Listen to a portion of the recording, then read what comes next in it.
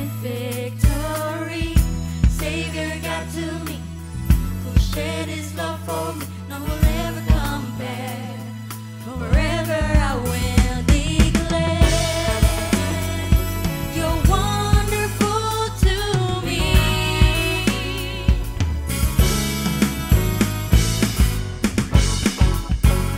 You're everything I need.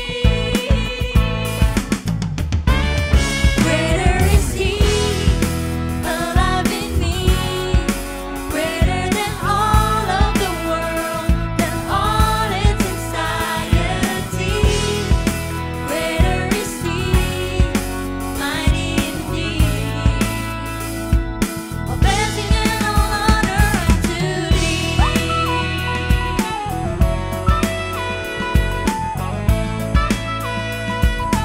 Halo, happy Sundays, Freedom People.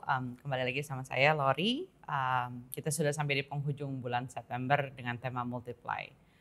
Waktu kita bicara Multiply, I think Pak Jono mention bahwa multiplikasi itu adalah cara kerja Tuhan, gitu ya. Dan Fiona juga mention soal multiplication itu inward and outward. So sebelum kita melanjutkan tentang multiplication, mari kita sama-sama berdoa. Terima kasih Tuhan untuk hari ini, terima kasih buat kesempatan yang Tuhan beri buat setiap kami untuk kami boleh menyembah Raja di atas segala Raja. Bapak, saat kami mau dengar kebenaran firman Tuhan, kami percaya Tuhan firman-Mu akan mengubahkan setiap kami. Kami minta hikmat yang daripada Tuhan, kasih yang daripada Tuhan untuk menerangi hati dan pikiran kami. Terima kasih Tuhan, di dalam nama kami berdoa. Amin. Jadi di bulan September ini, karena saya pimpin Next Gen, kita memutuskan untuk kembali ke awal. So we're doing a restart. Jadi our kids, our C3 Freedom Kids, kita mulai petualangan Alkitab yang dimulai dari Kejadian. Nah karena itu akhirnya saya kembali membaca Kejadian ini berulang-ulang. Kita sering banget mendengar cerita tentang Kejadian. Nah, saya mau baca dari Kejadian 2 ayat 4-9. Demikianlah riwayat langit dan bumi pada waktu diciptakan. Ketika Tuhan Allah menjadikan bumi dan langit, belum ada semak apapun di bumi, belum timbul tumbuh-tumbuhan apapun di padang. Sebab Tuhan Allah belum menurunkan hujan ke bumi dan belum ada orang untuk mengusahakan tanah itu. Tetapi ada kabut naik ke atas dari bumi dan membasahi seluruh permukaan bumi itu. Ketika itulah Tuhan Allah membentuk manusia itu dari debu tanah dan menghembuskan nafas hidup ke dalam hidungnya. Demikianlah manusia itu menjadi makhluk yang hidup. Selanjutnya Tuhan Allah membuat taman di Eden di sebelah timur. Disitulah ditempatkannya manusia yang dibentuknya. Lalu Tuhan Allah menumbuhkan berbagai-bagai pohon dari bumi, yang menarik dan yang baik untuk dimakan buahnya. Dan pohon kehidupan di tengah-tengah taman itu, serta pohon pengetahuan tentang yang baik dan yang jahat. Sebagai guru sekolah minggu, waktu kita mengajarkan tentang penciptaan, kita bilang, oh iya pada hari yang ketiga Allah menciptakan pohon-pohonan. Lalu karena kita butuh ilustrasi untuk anak-anak, muncullah pohon gitu ya. Tapi waktu saya baca ayat ini, Tuhan gak langsung memunculkan pohon. Tapi Tuhan menanam benih. Tuhan menaruh benih di bumi. Jadi gak tiba-tiba serta-merta plung jadi pohon gitu ya. Karena belum ada hujan dan belum ada orang untuk mengusahakan tanah itu. Jadi saya percaya kita manusia, kita diciptakan, dibentuk sama Tuhan untuk kita bermitra dengan Tuhan. Ya, ayat kita bulan ini itu dari Genesis 1 verse 28. Saya baca dalam KJV version. And God blessed them, and God said unto them, be fruitful and multiply, and replenish the earth and subdue it, and have dominion over the fish of the sea, and over the fowl of the air, and over every living thing that moveth upon the earth. Tuhan memberikan benih di dalam kehidupan kita, dan kita bertanggung jawab untuk mengelola benih itu. Waktu kita berbicara soal benih, saya terus kepikir, saya lagi mencoba berpikir, buah apa yang kira-kira benihnya lebih besar daripada buahnya? I don't think we can think of any. Karena saya tahu bahwa benih itu selalu benih itu selalu lebih kecil ya. Benih itu di dalam buah mangga gitu ya, biji semangka paling sederhana ya, semangka besar gitu ya, dagingnya banyak, merah, bijinya semua kecil-kecil gitu. Kalau kita makan semangka, yang kita makan kan dagingnya ya, daging merahnya. Tapi kita nggak makan biji semangkanya. Jadi sama seperti dalam kehidupan ini. Buahnya Tuhan bilang apa? Kita boleh makan buahnya. Tapi untuk bijinya, untuk benihnya, kita harus tabur kembali. Prinsip multiplikasi menurut saya sangat sederhana. Apa yang kita tabur, itulah yang akan kita tuai. Seperti yang tadi saya bilang, benih itu hanya apa ya? Bagian kecil daripada buah. Kadang-kadang kita suka apa ya? Serakah di dalam kehidupan ini gitu. Sampai biji-bijinya semua mau kita makan. Walau Tuhan bilang apa? Tabur. Tabur gitu ya. Tuhan memegang saham terbesar dari kehidupan kita. Saya rasa kita semua akan setuju, kita semua sepakat bahwa kalau saat ini kita masih bisa berdiri, kita masih bisa bernafas, kita masih hidup. Itu adalah semua serta-merta karena kasih karunia Tuhan, karena kemurahan Tuhan dalam kehidupan kita. So God has the most influence di dalam kehidupan kita. Kalau kita masih bisa bernafas, itu juga karena Tuhan, bukan karena kita bisa, tapi Tuhan yang memberikan kita nafas. Ya, saya pernah melewati masa yang saya berdebat di dalam kehidupan saya, gitu ya. Masa-masa yang mungkin secara keuangan sulit, gitu ya. Ya, seperti waktu kita melewati pandemi ini, it's not easy for everyone, saya rasa gitu ya. Kayak saya berdebat, Tuhan ngapain? Tuhan ngapain saya mesti nabur 20.000? Ngapain saya mesti nabur 50.000? Well, mungkin yang lain ngasih berjuta-juta. Apa artinya sih Tuhan untuk saya ngasih cuma 20.000 ataupun 50.000? Kayak malu-maluin. Dalam hati saya, itu berarti saya yang sombong. Ya gak sih? Gitu ya. Saya yang kayaknya yang membandingkan dengan orang lain. Yang saya yang kayaknya minder karena saya mau ngasih 20.000 ataupun 50.000 misalnya gitu. Tapi saya cuma mau bilang gini, God is not after your money, but God is after your heart. Gitu ya. Bukan soal uangnya, bukan soal nilainya. Tuhan yang punya seluruh semesta ini. Kalau Tuhan mau jual bintang satu buat kita, kita pun gak akan sanggup untuk beli itu. Betul ya? God is after our heart. Bagaimana sikap hati kita untuk kita percaya dengan Tuhan. Memberi itu ada dua, kalau dalam Maleakhi 3 ayat 8 sampai 10 ya. Jadi ada persembahan persepuluhan dan ada persembahan khusus. Waktu saya berusaha untuk mendisiplinkan diri saya ya untuk memberi perpuluhan. Meskipun mungkin secara hitungan kertas dengan gaji dengan apa nggak akan cukup. Sering saya kayak berhitung gitu. Nggak bisa Tuhan, nggak cukup Tuhan. Saya pernah ngitung sama anak-anak. Nih ya pengeluarannya begini. It's not enough. Tapi bahkan waktu di dalam hal-hal seperti itu, saya berusaha untuk mendisiplinkan diri saya untuk terus memberi perpuluhan. Gitu ya. Kenapa? Gitu. Karena saya percaya gini, saya ini mitranya Tuhan. Right? Tadi dari kita katakan bahwa saya ini adalah mitranya Tuhan. Dan saya mau bilang gini bahwa Tuhan, I'm going to trust you. Saya mau percaya Tuhan di dalam kehidupan saya. Saya mau percaya Tuhan bahwa Tuhan akan memenuhi kebutuhan saya gitu. Meskipun mungkin secara kertas nggak akan cukup. Nggak masuk akal gitu. Tapi saya percaya bahwa ada kuasa yang memang nggak masuk akal. Karena kuasa Tuhan itu memang nggak masuk akal gitu ya. Karena kalau saya tidak mendisiplinkan diri saya dari hal-hal yang kecil. Misalnya memberi perpuluhan 20.000 kah, 50.000 kah, 100.000 kah. Boro-boro saya akan bisa memberi waktu nanti saya punya uang banyak. It starts dari hal-hal yang kecil. Gitu. Beberapa waktu yang lalu kita sempat ada kelas financial freedom. Ya, dan saya suka analogi yang dipakai sama pastornya. Maleakhi 3 ayat 10 berkata gini, bawalah seluruh persembahan persepuluhan ke dalam rumah perbendaharaan, supaya ada persediaan makanan di rumahku, dan ujilah aku, firman Tuhan semesta alam. Apakah aku tidak akan membukakan bagimu tingkap-tingkap langit dan mencurahkan berkat kepadamu sampai berkelimpahan. Gila banget gak sih? Tuhan kayak nantangin, dia bilang, ujilah aku. Masa sih aku gak akan membukakan tingkap-tingkap langit. Bahkan waktu mungkin hitungan secara kertas mungkin kurang.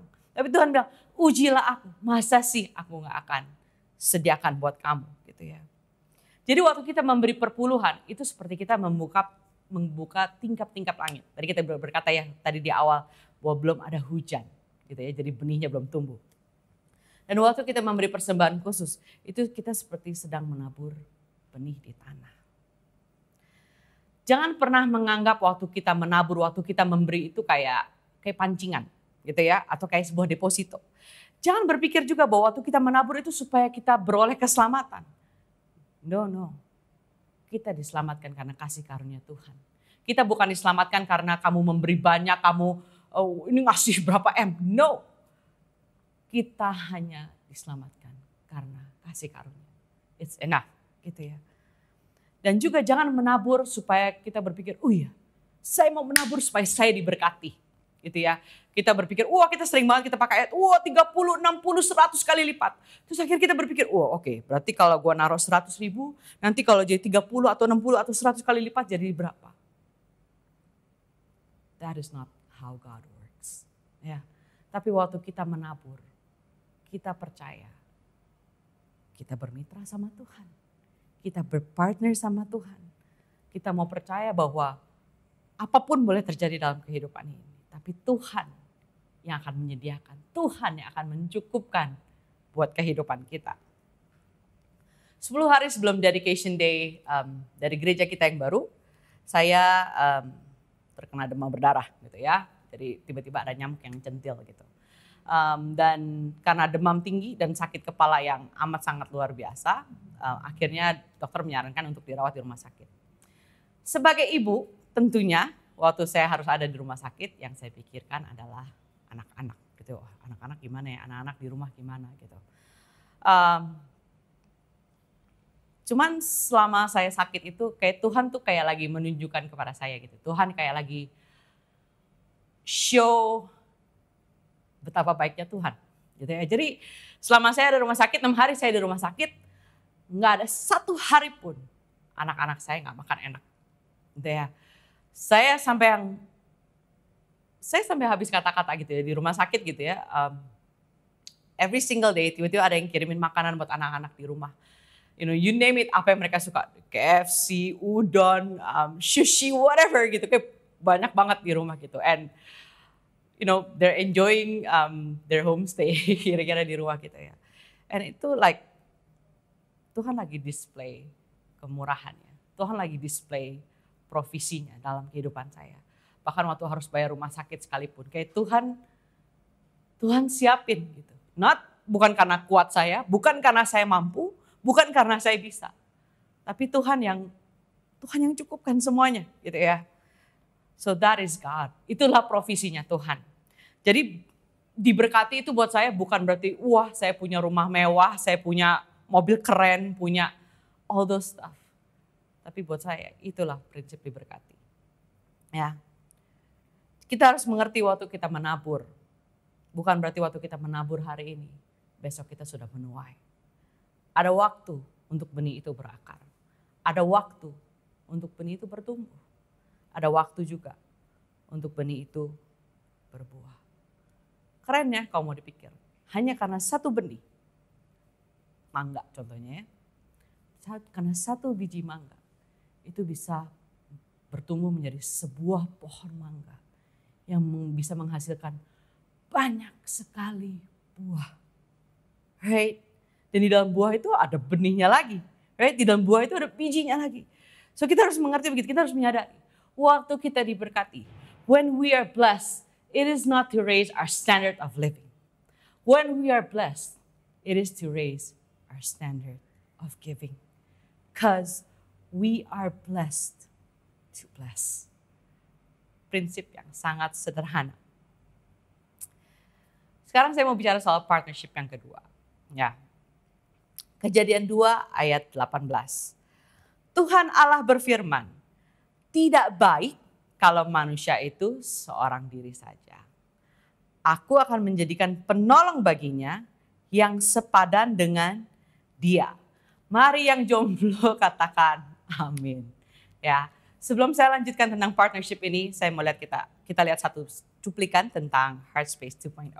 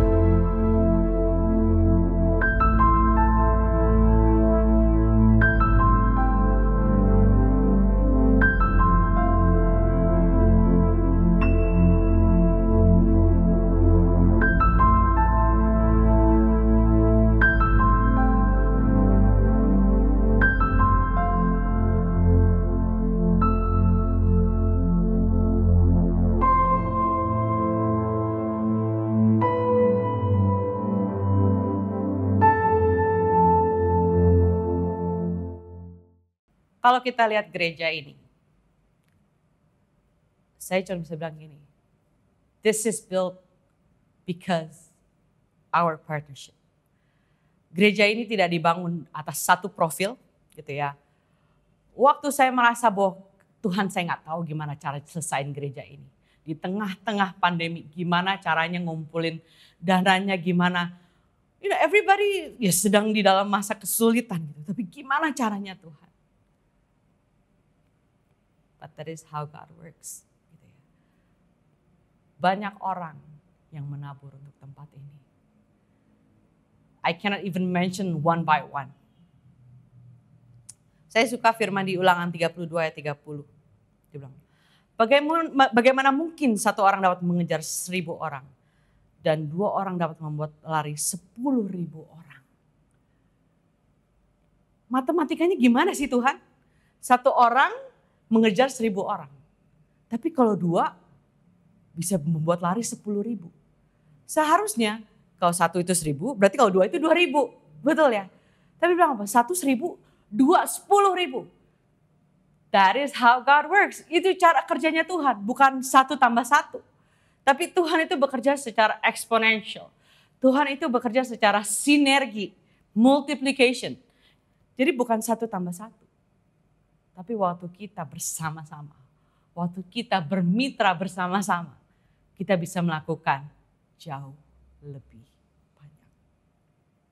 Saya percaya kita bersama-sama di gereja ini, kita akan bertumbuh menjadi pengikut-pengikut Kristus yang mau berdampak buat komunitas. Mungkin kalau sendiri saya nggak bisa melakukan banyak. Tapi saya bersyukur saya dikelilingi banyak orang-orang yang mau bermitra dengan saya untuk Injil. Waktu saya mulai ditempatkan sebagai Next Gen leader, Next Gen pastor, I didn't have anyone. Saya nggak ada siapa-siapa. Saya nggak tahu gimana mulainya, saya nggak tahu. I just didn't know what to do. Hanya karena dulunya saya pernah ngajar sekolah minggu. And I was placed there. Cuman ya udah, akhirnya kenalan sini, mulai ini, start ini, share visi ini, share ini. Sampai mungkin sekarang berapa? 3-4 years maybe right now. Saya cuma bilang, saya bangga. Saya punya tim Next Gen yang luar biasa. Yang setiap minggu mereka on Zoom. Weekdays mereka di home base gitu ya. Mereka memuridkan anak-anak kita. They're just week in, week out giving their lives. Memberikan hidup mereka untuk anak-anak kita. Untuk generasi yang akan datang. That is multiplication. Pengkhotbah 4 ayat 9-12 berkata demikian. Berdua lebih baik dari seorang diri. Karena mereka menerima upah yang baik dalam jerih payah mereka. Kalau mereka jatuh, yang seorang mengangkat temannya. Tetapi orang yang jatuh, yang tidak mempunyai orang lain untuk mengangkatnya. Juga kalau orang tidur berdua, mereka menjadi panas. Tetapi bagaimana seorang saja dapat menjadi panas?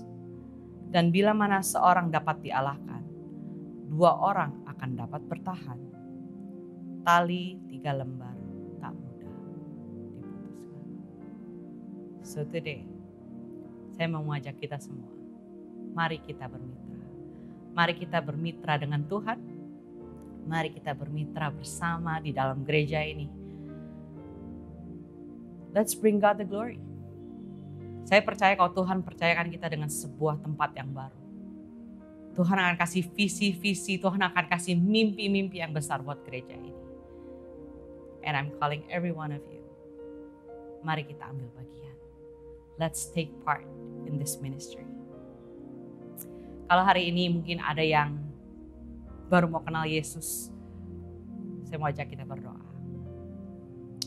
Terima kasih Tuhan buat hari ini. Terima kasih karena kami tahu bahwa Tuhan hadir dalam hidup kami.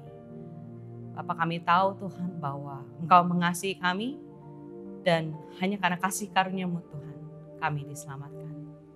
Bukan karena pemberian kami, bukan karena perbuatan kami, tapi semua hanya karena Engkau Tuhan Yesus. Bapak, kami mau terima kasih Tuhan yang luar biasa di dalam kehidupan kami. Terima kasih Yesus. Bapak, aku juga berdoa Tuhan hari ini buat setiap orang yang mendengar Tuhan firman pada hari ini. Bapak, ajar setiap kami Tuhan untuk kami boleh mendisiplinkan diri kami Tuhan, untuk kami boleh menabur Tuhan. Bukan karena kami harus, bukan karena sebuah kewajiban, tapi karena sebuah kesukaan Tuhan, karena kami bermitra dengan Tuhan. Karena it's a privilege Tuhan Yesus untuk kami boleh berpartner dengan Tuhan. Terima kasih Tuhan buat setiap berkat, buat setiap buah, segala sesuatu yang Tuhan sudah sediakan di dalam kehidupan kami. Dan Bapak, kami mau belajar Tuhan, untuk kami boleh percaya Tuhan dengan benih-benih di dalam kehidupan kami. Bapak, kami juga mengucap syukur Tuhan untuk gereja ini. Kami mengucap syukur Tuhan untuk setiap pastors, untuk setiap leaders Tuhan, untuk setiap volunteers Tuhan, untuk setiap home base, untuk setiap jemaat Tuhan di gereja ini. Kami bersyukur Tuhan Kau menyatukan kami Tuhan di dalam wadah ini. Kami bersyukur Tuhan, kami menjadi orang-orang yang Tuhan pilih, yang Tuhan pakai, yang Tuhan panggil untuk memberitakan kemuliaan Tuhan. Here we are Lord, we are yours, we are ready to be partners with you. Terima kasih Yesus, di dalam nama kami berdoa. Amin.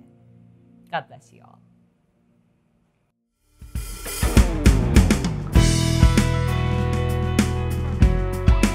C3 family, let's learn a new song.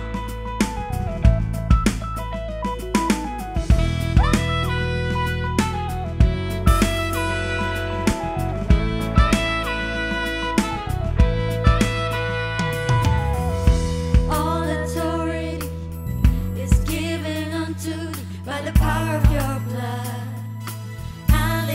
victory. Savior God to me, who shed his love for me.